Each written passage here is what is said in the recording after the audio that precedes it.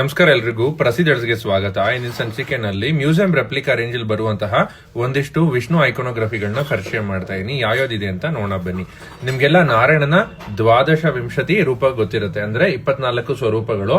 ಆ ಡ್ರಾಯಿಂಗ್ ಗಳ ಐಕೋನೋಗ್ರಫಿಯನ್ನ ರೆಫರೆನ್ಸ್ ಆಗಿ ಇಟ್ಕೊಂಡು ನಮ್ಮ ಹತ್ರ ಇರುವಂತಹ ಒಂದು ವಿಷ್ಣು ವಿಗ್ರಹನ ಈ ತರ ನಾರಾಯಣ ಸ್ವರೂಪ ಮಾಡಿದೀವಿ.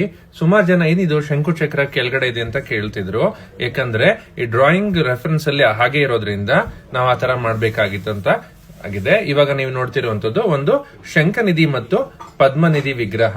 ತುಂಬಾ ಅಪರೂಪ ಶಂಖನಿಧಿ ಪದ್ಮನಿಧಿ. ಇದು ಸುಮಾರು ನಿಮ್ಗೆ 5-5.5 ಇಂಚಲ್ಲಿ ಬರುವಂತಹ ಒಂದು ಸುಂದರವಾಗಿರುವಂತಹ ವಿಗ್ರಹ. ಮತ್ತು ಒಂದು ವಿಂಟೇಜ್ ರೆಪ್ಲಿಕಾ ಸೀರೀಸ್ ನಲ್ಲಿ ಬರುವಂತಹ ಒಂದು ಲಕ್ಷ್ಮೀನಾರಾಯಣ ವಿಗ್ರಹ. ಇದು ಸುಮಾರು 2.5 ಇಂಚ್ ಅಷ್ಟು ಎತ್ತರ ಬರುವಂತದ್ದು. ಮತ್ತೊಂದು ವೈಕುಂಠ ವಿಷ್ಣು.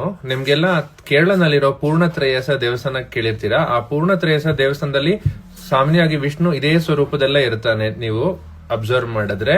ಸೊ ಇದೊಂದು ವಿಷ್ಣು ಆದಿಶೇಷನ್ ಮೇಲೆ ಕುಳಿತಿರುವಂತದ್ದು. ಮತ್ತೊಂದು ಗರುಡಾರೂಢ ಲಕ್ಷ್ಮೀನಾರಾಯಣ ದೇವರು. ಇದು ಸುಮಾರು 5 ಇಂಚ್ ಅಷ್ಟು ಹೈಟ್ ಬರುತ್ತೆ. ಸೊ ಇವಾಗ ನೀವು ನೋಡಿರುವಂತದ್ದು ವಿಷ್ಣು ಐಕೋನೋಗ್ರಫೀಸ್ ಇನ್ ಮ್ಯೂಸಿಯಂ ರೆಪ್ಲಿಕಾ ರೇಂಜ್. ಸೊ ಯಾರಿಗಾದ್ರೂ ಇದ್ರ ಮೇಲೆ ಇಂಟ್ರೆಸ್ಟ್ ಇದ್ರೆ ಅವ್ರಿಗೆ ಇದನ್ನ ಕಳಿಸ್ಕೊಡಿ, ಅನುಕೂಲ ಆಗತ್ತೆ. ಧನ್ಯವಾದಗಳು.